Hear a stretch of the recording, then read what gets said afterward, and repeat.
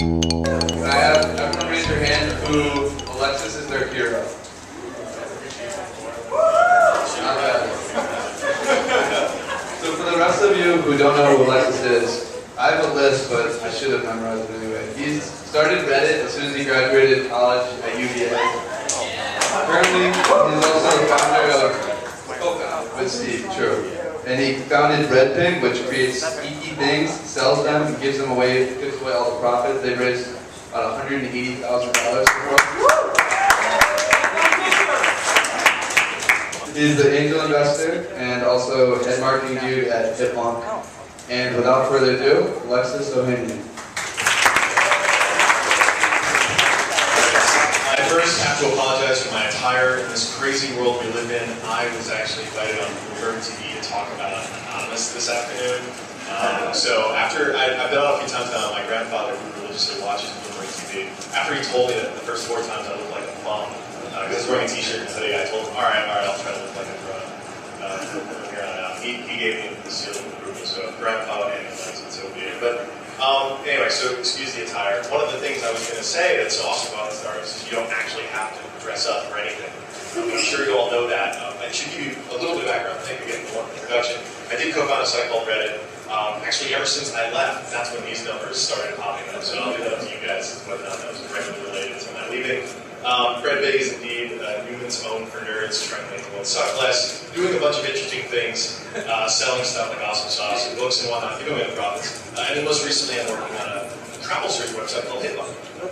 But this isn't about me, it's about startups and the environment we live in. Because I want you guys to know that you are the luckiest SOBs on the face of the earth. All right, because right now you're living in the optimal moment throughout human civilization. I know every moment has its optimal one, and 5 minutes from now we'll actually probably be the most interesting we've ever gotten, but stick with me, okay? At this very moment, y'all have it really good, okay? And I've been really fortunate. I started startups, as was mentioned, right after college in 2005. But even before that, I was kind of handed a life lottery ticket. This is an artistic representation of me holding the life lottery ticket.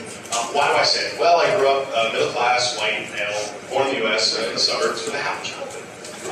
And I'm in fact tall, which according to CNN correlates with salary, which is kind of insane. But pretty much, easy mode. If there are any gamers out there, as far as life lottery tickets go, it's kind of like cheat codes. And I'm aware of it. But I want you guys to know that just by being in this room right now, and being here at this age of the internets, you're living a fabulous time right now. And you've got all the youthful vigor and all the ability to change the world. Do a lot of really great stuff. Because you could look like one of these two guys. This was just after we started Reddit. That's Steve on the left there. He's dressed up for Halloween, of course, as Paul Graham. We met in college, playing video games. When I met him, he was playing Gran Turismo, and I got really excited because I knew that college wasn't just about playing beer pong. Like people actually play video games there. You can tell I didn't have any older siblings. I really had no idea what college was like. And so we did all the typical college things, and then I was a history major, and so I realized before the end of that it was going to be a little tough. That sign says we'll study for food, by the way. And a man named Paul Graham actually really changed our lives because he introduced us to the startup world. The very first round of Y Combinator, and I'm here today because of that opportunity. But like I said, you guys have it even better than we did. And I want you to know the startup world is not a zero-sum game. It's funny, if you Google image search for zero-sum game, this is one of the top images that came up. And I like it because it's not. You're not actually in direct competition with one another. We all really benefit from this startup ecosystem. Now, some of you may actually, in fact, be in competition with one another, but don't take it too personally. Because you have to understand that we, one another, rather, are not enemies. And it is not a zero-sum game. It's not like every point you score is a point taken away from someone else. There is not some finite amount of success in this world. And when someone else, one of your peers, is successful, that doesn't mean your odds of being successful have diminished at all. And that's something I hope you all keep in mind. Go on in your internships or start startups, whatever it is you're doing. So Y Combinator worked really well for us. I mean, you eat those companies to make something people want. I think that applies to things much bigger than just YC. And this is good news for lots of you. And for those of you who read this in Farnsworth's voice, congratulations. Because this is unfortunately not a world of people like this. And what do I mean by this? Well, let me take this a step forward. Remember the famous words of really one of our brilliant minds of this last century, Admiral Akbar. Whenever you hear a pitch from a business type, and that is, it's a trap. And what I mean by that, I know there was some MBAs here, so sorry. Hopefully you're the technical variants. Okay, good, excellent. You guys are in a great position, and as soon as people in your MBA class know that you can code, you must get bombarded with all kinds of, I had this great idea last night, it's a social networking site for parakeets. Not a pitch I've heard yet, but I'd be open to it. They're smart birds. So probably thinking of parrots. Okay, so this makes the Donald Trumps, the business people of the world very sad, because this is actually, no, you don't think it's very angry.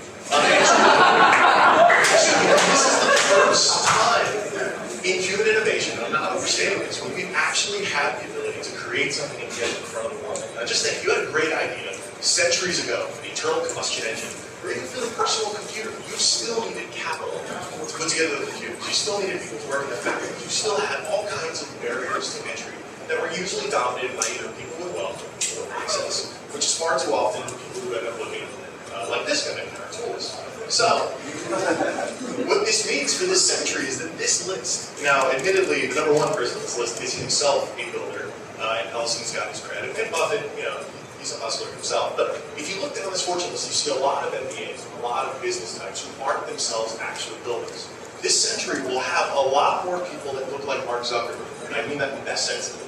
Like, there will be many more people on this list creating tons of wealth, and most importantly, tons of value, who actually build the damn things themselves.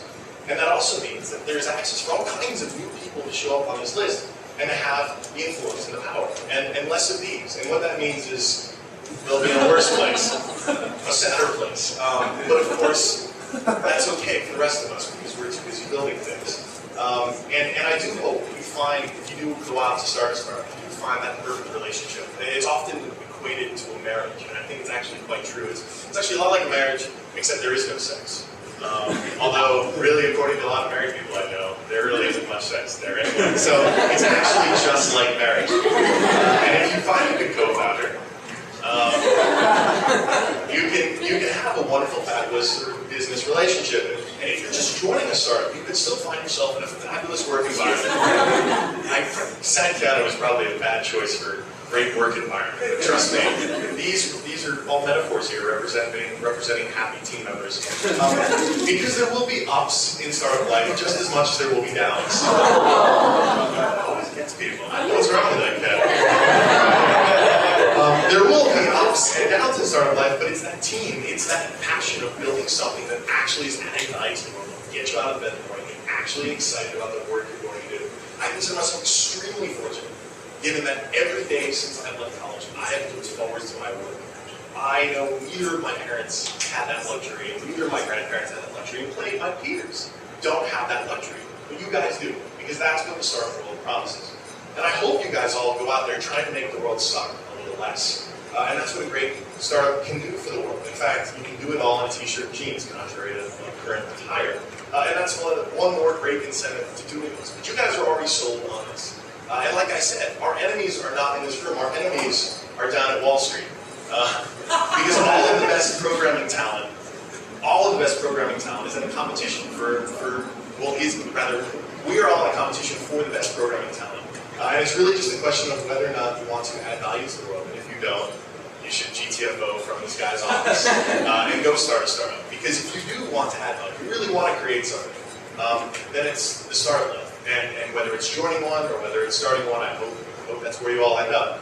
And it turns out this is also really good timing because the mainstream media has apparently decided that startups are now sexy and interesting. That's from a paper magazine photo shoot. And it's kind of insane that the tech world is now as almost cool and hip as plenty of other industries, which I guess doesn't hurt if you're on ODQ describing what you do for a living. But yeah, so that's it. I really just wanted to come out here and say congratulations to you all because this is potentially the best decision you've ever made. And you really are living right now with a giant life lottery ticket in your hands. So please make the most out of it. Make the world suck a little less and have fun while you're doing it. Thank you.